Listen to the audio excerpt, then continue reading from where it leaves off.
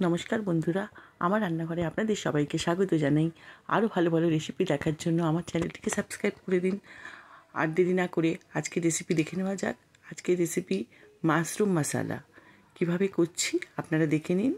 আর যদি ভালো লাগে তাহলে লাইক, কমেন্ট, শেয়ার করে দেবেন। প্রথমেই আমি এখানে মাশরুমগুলোকে নিয়ে ভালো করে ধুয়ে নেব জল দিয়ে। একদম আলতো হাতে ধুবেন যেন মাশরুম ভেঙে না যায়। আস্তে আস্তে করে ধুয়ে নেবেন। এই জলটাকে 2-3 বার চেঞ্জ করে নেবেন। চেঞ্জ করে করে আমাদেরকে এই মাশরুমগুলোকে ভালো করে ধুয়ে নিতে হবে। দেখুন আমি এখানে ধুয়ে নিয়েছি পরিষ্কার করে। এরকম করে ধুয়ে নেবেন। তারপর মাশরুমগুলোকে এরকম সাইজ করে কেটে নেবেন। কোনোটা হাফ করবেন, ছোটোগুলো হলে, বড়গুলো হলে 4 ভাগ করবেন। করে এখানে আমি গলানো বাটার নিয়ে নিয়েছি, গলানো মাখন। আমি এটা দিয়ে দেবো। জলটাকে ভালো করে ছাঁকিয়ে পরিষ্কার করে নেবেন, তারপরেই দেবেন। আর এখানে নিয়েছি লবণ, গরম মশলা, হলুদ আর গুঁড়ো লঙ্কা।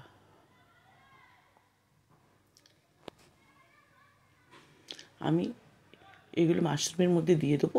আর দিয়ে আমি বেশ কিছুক্ষণ মাখিয়ে আমি মশলাগুলোকে ওর মধ্যে রেখে দেবো চাপা দিয়ে।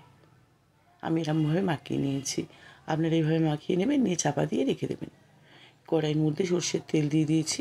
আপনারা চাইলে সাদা তেল দিয়ে, রিফাইন তেল দিয়েও করতে পারেন। আমি সর্ষের তেল দিয়ে করলাম। একটু সাদা জিরে দেবো। পেঁয়াজগুলোকে ভালো করে কুচো করে নেবেন, মিহি করে পেঁয়াজ দিয়ে দেবো। এখানে কাঁচা লঙ্কা দিয়ে দেবো। এখানে আদা রসুনের পেস্ট দিলাম আমি, আদা রসুন বাটা দিয়ে ভালো করে ভেজে নেব। ওর মধ্যে লবণ দেবো, গুঁড়ো লঙ্কা, গুঁড়ো হলুদ, আর দেবো এখানে ধনে গুঁড়ো। দিয়ে মশলাটাকে ভালো করে একটু ভাজা ভাজা করে নেব। এর মধ্যে আমি টমেটোকে পেস্ট করে নিয়েছি ভালো করে।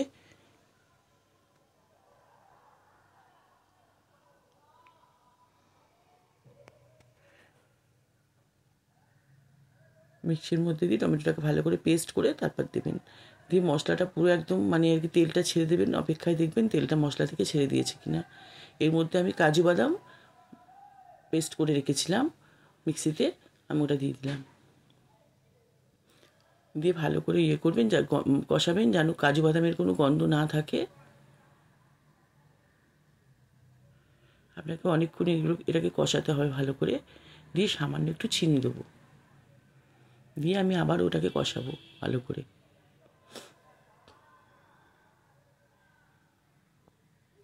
কাজু বাদামের কাঁচা গন্ধটা না থাকে। আমি একটু জল দিয়ে দেবো এর মধ্যে। তার মধ্যে মাশরুমগুলোকে এবার আমি দিয়ে দেবো।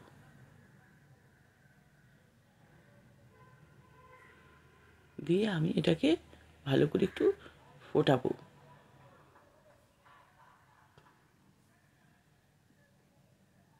আমি ওপর থেকে কাসুরি মেথি দেবো।